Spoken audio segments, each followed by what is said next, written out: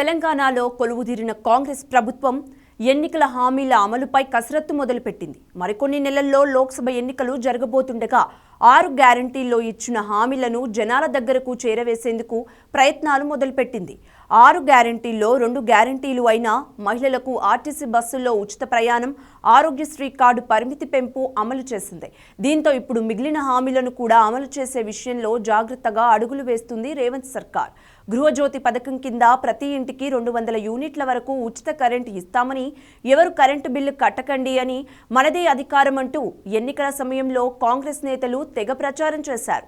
ఇప్పుడు తెలంగాణలో కాంగ్రెస్ అధికారంలోకి రావడంతో ఫ్రీ కరెంట్ అంశం తెరపైకి వచ్చింది. ఈ మధ్య సీఎం రేవంత్ కూడా కరెంట్ అంశంపై అధికారులతో సమీక్ష నిర్వహించారు. తెలంగాణలో 24 గంటల కరెంట్, ఇంటింటికి ఫ్రీ కరెంట్ లాంటి పలు అంశాలపై చర్చించారు. త్వరలో కొత్త విద్యుత్ బిల్లును ప్రవేశపెట్టనున్నట్లు, దీనిపై అధికారులు సమీక్ష చేసి నివేదిక ఇవ్వాలని ఆదేశాలు ఇచ్చారు. ఇక అటు ఇప్పుడు రైతులకు రుణమాఫీ వ్యవహారంలో విపక్ష బీఆర్ఎస్ నుంచి రేవంత్ సర్కార్కు ఒత్తిడి కనిపిస్తుంది. దీంతో రైతులకు 2 లక్షల రుణమాఫీ చేసే ప్రక్రియను రేవంత్ సర్కార్ మొదలుపెట్టినట్లు తెలుస్తుంది. ఉమ్మడి ఏపీగా ఉన్నప్పుడు వైఎస్ అధికారంలో కాంగ్రెస్ పార్టీ ఒకే దఫలో రైతులకు రుణమాఫీ చేసింది. వైఎస్ అడుగులనే ఇప్పుడు సీఎం రేవంత్ ఫాలో కాబోతున్నట్లు తెలుస్తోంది. తెలంగాణ రైతుల రుణమాఫీను ఒకే దఫలో మాఫీ చేసేందుకు రేవంత్ సర్కార్ ఆలోచిస్తున్నట్లు సమాచారం. లేదంటే 2 దఫల్లో పూర్తి చేయనుంది.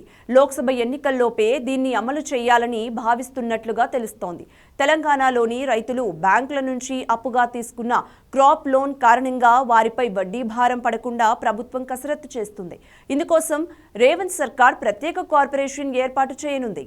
ప్రభుత్వం గ్యారంటీ ఇచ్చి బ్యాంకుల ద్వారా చెల్లించేలా ప్లాన్ ఉన్నట్లు సమాచారం.